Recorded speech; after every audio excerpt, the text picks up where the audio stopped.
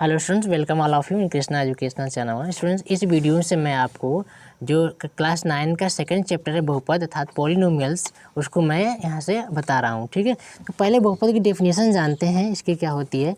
तो देखिए, वह बीजगणितीय फलन जिसे, अब इसको फलन बोल सकते हैं, व्यंजक भी बोल सकते हैं। यहाँ पे हमने ज़्यादा बेटर समझा फलन को ही, इसलिए फलन को हम नोट किया है। वह बीजगणितीय फलन जिसे P of X equal to यहाँ पे a0 फिर a1x अप टू इस फॉर्म में दिया है या तो इस फॉर्म में दिया। ठीक है, किसी किसी बुक में ए वाला फॉर्म रहता है, किसी किसी बुक में ए वाला फॉर्म रहता है। ठीक है, तो हमने दोनों फॉर्म लिख रखा है कि रूप में लिखा जा सके बहुपद कहलाता है। ठीक है, पॉलिनोमियल्स कहलाता है। जहाँ पे आप देखिए a0 a1 a2 a3 क्या है, हमारा an तक वास्तविक संख्या है, रियल नंबर है। ठीक है, और फिर जो हमारा x के पावर 0 है, x1 x2 x3 up to xn है, वो गुणांक कहलाते हैं।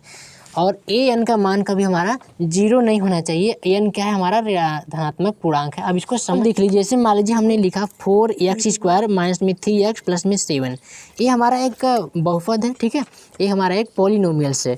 अब किस चर में है, तो हमारा x चर में। ठीक है, हमारा वेरिएबल x है, ये हमारा पॉलिनोमियल्स है। ठीक है, अगर आप पूछ दिया जाए इसमें कि इसके कितने टर्म है, इस पॉलिनोमियल्स के टर्म कितने हैं, तो आप 1 2 3 काउंट करके 3 इसको पद बताएंगे ना।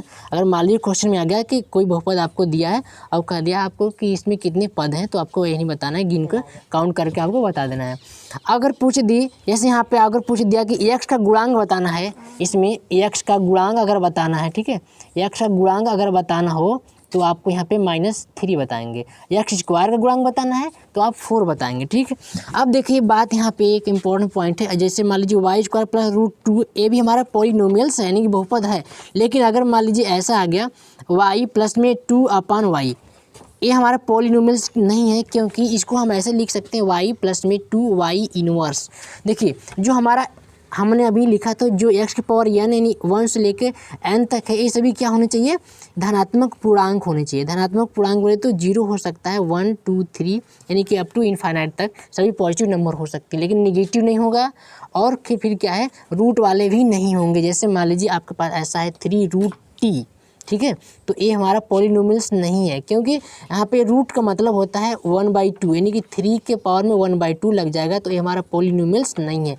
पॉलिनोमियल्स होने के लिए आपके जो ऊपर घात है वो केवल और केवल ये संख्याएं होनी चाहिए, 1 2 3 4 5 6 अप टू इनफाइनाइट तक यही होनी चाहिए। अगर निगेटिव हुआ तो भी वह बहुपद नहीं होगा। अगर मान लीजिए अगर करड़ी में है तो भी बहुपद नहीं होगा। ठीक है, अब देखिए सेकंड पॉइंट है वो बहुपद की घात।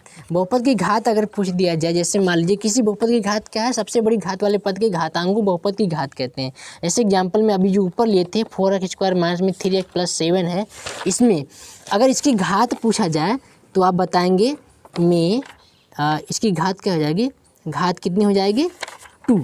घात यहाँ पे 1 है, यहाँ पे 2 है, तो सबसे बड़ी घात जो होती है ना, वही उसकी बहुपद की घात हो जाती है। और पद कितने हैं, इसमें पद भी पूछा जाएगा तो काउंट करके बता देना 3 है।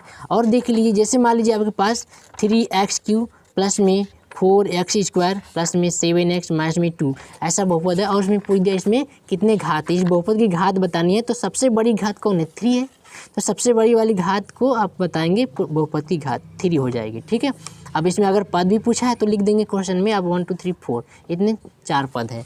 अब देखिए अगला जो पॉइंट है यह जो है कि स्टैंडर्ड फॉर्म है, मानक रूप। बहुपद के मानक रूप एक क्या होता है, किसी बहुपद का जो मानक रूप है वो क्या होता है। जैसे मान लीजिए आरोही और अवरोही क्रम आपको पता होगा। जैसे देखिए एग्जाम्पल में आपको 3x² प्लस में 2x खाते 3 लिख दिए, प्लस में 5x² प्लस में 7, ये हमारा कोई पॉलिनोमियल्स है। ये अपने मानक रूप में नहीं है। मानक रूप लिखने का मतलब होता है कि किसी बहुपद को उनकी घातों के आरोही या अवरोही क्रम में लिखने की जो विधि होती है उसी को हम मानक रूप कहते हैं, स्टैंडर्ड फॉर्म ऑफ पॉलिनोमियल्स कहते हैं। चलिए तो देखिए इसमें इसका जो है कि मानक रूप क्या कहला, अब लिखेंगे अगर मानक रूप में इसको लिखेंगे तो आपको या तो घात सबसे बड़ी वाली घात को पहले लिखना है या तो सबसे छोटी वाली को लिखना है। तो इसका मानक रूप हो जाएगा 3x² x³ प्लस में 3x² प्लस में 5, यहाँ पे x कर लेते हैं, 5x प्लस में 7, ये मानक रूप में है। यानी कि हमारा क्या है, अवरोही क्रम में, घातों घटते क्रम में है। अगर मान लीजिए इसको ऐसे भी लिख सकते हैं, 7 प्लस 5x प्लस में 3x² प्लस में 2x के पावर क्यूब, ये हमारा आरोही क्रम में या तो अवरोही क्रम में, मानक रूप नहीं होता। अगर मान लीजिए आपको क्वेश्चन में अगर कहीं ऐसा कुछ सवाल दिया है तो आपको पहले उसको स्टैंडर्ड फॉर्म में लिखेंगे पॉलिनोमियल्स को, उसके बाद सॉल्व करेंगे, या तो आरोही या तो अवरोही क्रम में लिखने के बाद ही करते हैं। अब नेक्स्ट पॉइंट की तरफ हम बढ़ते हैं। अब देखिए जो अगला पॉइंट है वो टाइप्स ऑफ पॉलिनोमियल्स से बहुपद के प्रकार। देखिए बहुपद के प्रकार को दो आधार पर हमने डिवाइड किया है, एक पदों के आधार पर, दूसरा घातों के आधार पर। पदों में क्या है, एक पदी, बहुपद, द्विपदी, त्रिपदी, और घातों के आधार रैखिक, द्विघातिक, त्रिघातिक और चतुर्घातिक, इस तरह से बढ़ता जाएगा। अब रैखिक बहुपद को क्या कहते हैं, मोनोमियल्स बोलते हैं। अब रैखिक बहुपद होता है क्या है, ऐसा कोई बहुपद जिसमें केवल एक पद हो, सिंगल टर्म, जैसे मान लीजिए 3x, ये हमारा रैखिक बहुपद है, ठीक है। 5y, ये वाई चर में हमारा रैखिक बहुपद है, कुछ भी लिख सकते हैं, ठीक है। तो ये हमारा रैखिक एक पदी बहुपद हो जाएगा। अब नेक्स्ट पॉइंट है द्विपदी बहुपद, यानी कि बाइनोमियल्स बोलते हैं इंग्लिश में इसको। ये क्या है, ऐसे बहुपद जिसमें केवल दो टर्म हो ना, दो पद हो, द्विपदी बहुपद कहलाता है। जैसे मान लीजिए 3x हो गया प्लस में 7, ठीक है, 5y माइनस में 6, कुछ भी ले लीजिए, दो टर्म है तो द्विपदी, और तीन टर्म है तो त्रिपदी बहुपद कहलाएगा। जैसे इसमें देखिए 3x² प्लस में 3x प्लस में 2, इसमें तीन पद हैं, त्रिपदी बहुपद कहलाएगा। अब देखिए जो नेक्स्ट है हमारा शून्य बहुपद है, ऐसे बहुपद जिसके सभी गुणांक शून्य हो, जैसे 0x² ले लिए, फिर 0x ले लिए, प्लस में कुछ भी ले लेते हैं। गुणांक क्या होता है, जो हमारा कोफिशिएंट यानी कि जो हमारा संख्या होती है, जैसे यहाँ पे x² गुणांक 3, कोफिशिएंट इसी को बोलते हैं, x गुणांक 7 है, ठीक है, एक गुणांक हो जाएगा हमारा। तो ऐसे बहुपद जिसके सभी गुणांक क्या हो 0, देखिए यहाँ पे x² गुणांक 0, x गुणांक 0 है, तो ये क्या हो जाएगा हमारा शून्य बहुपद हो जाएगा, ठीक है। अगला पॉइंट देखिए, अब देखिए रैखिक बहुपद, यानी कि इसको क्या बोलते हैं, रैखिक बहुपद की डिफिनेशन देखते हैं। यदि किसी बहुपद की घात 1 हो तो रैखिक बहुपद कर लेते हैं। जैसे 5x हो गया प्लस में 2 ना, रैखिक बहुपद जो है वो इस प्रकार का होता है, x प्लस में b के फॉर्म का होता है। जितने भी आपको पॉलिनोमियल्स मिलेंगे इस फॉर्म का, वो हमारा रैखिक बहुपद हो जाएगा, ठीक है। और देख लीजिए, जैसे मान लीजिए √3 x माइनस 3, ये सभी हमारे रैखिक बहुपद है। देखिए यहाँ पे अगर x पे कड़ी लगा रहता तो ये हमारा बहुपद नहीं होता, लेकिन √3 पे लगा तो बहुपद हो जाएगा, क्योंकि सभी हमारे जो संख्या है हमारा रियल नंबर होने चाहिए। और देख लीजिए 7/5 है, नीचे y माइनस में 10, ये हमारा रैखिक बहुपद है, ठीक है। ये तो हमारा जो है कि लीनियर पॉलिनोमियल्स हो गए। सेकेंड है द्विघाती, क्वाड्रेटिक पॉलिनोमियल्स को बोलते हैं। अगर मान लीजिए जो घात है, बहुपद की जो घात है, अगर वो 2 है मैक्सिमम, 3x² जैसे लीजिए, फिर प्लस में 4x प्लस में 1, इसका मैक्सिमम घात कितनी है 2 है, तो हमारा द्विघाती बहुपद हो जाएगा। अगर 3 रहेगा तो त्रिघाती, जैसे यहाँ पे देख लीजिए त्रिघाती, 3 घात वाले बहुपद को त्रिघाती बहुपद कहते हैं।